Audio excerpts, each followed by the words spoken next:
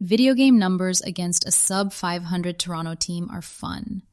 You get the receipt when you try it against a Liberty-level defense. This is the Indiana Fever Daily Podcast. Today we're asking whether this offense actually travels, or if we're just admiring blowout math.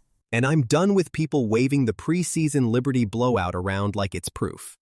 Let's get into what the real indicators look like. Okay, real talk. The Fever have been putting up some wild offensive numbers lately. But between the overtime win over Chicago, hot shooting nights, and a preseason blowout of the Liberty, how do we actually know if this offense is the real deal against elite competition? That's the right question, and the sources give us enough to work with. The flashiest number is Clark dropping 21 points and 14 assists against Toronto. That's her fourth 20-point, 10-assist game this season alone, and per SI, no player in WNBA history has more than 10 such games career-wide, while Clark already has 14. That points to a structural skill, not just a matchup quirk. Boston's part is real too. She dropped 24 points in a wire-to-wire win over Portland even without Clark in the lineup, so her production isn't entirely Clark-dependent. But here's where the skeptic has a point. The 114-106 overtime win over Chicago came after the Fever blew a 19-point lead, their third consecutive game surrendering a double-digit cushion.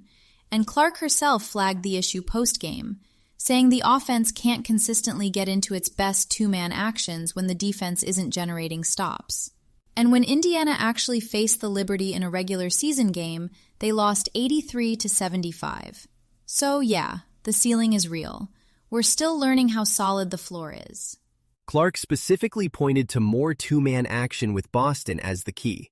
Do we have evidence that's becoming a consistent part of the offense, or is it still situational? It's moving the right way.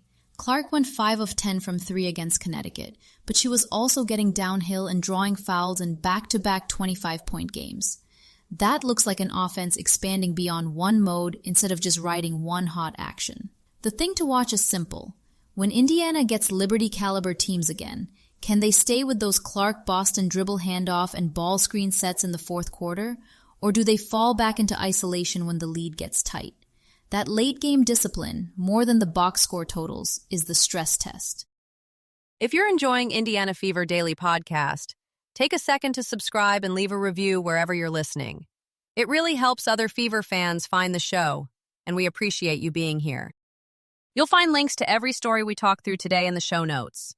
So if one caught your ear, you can dig in a little deeper there. That's Indiana Fever Daily Podcast for today. This is a Lantern Podcast.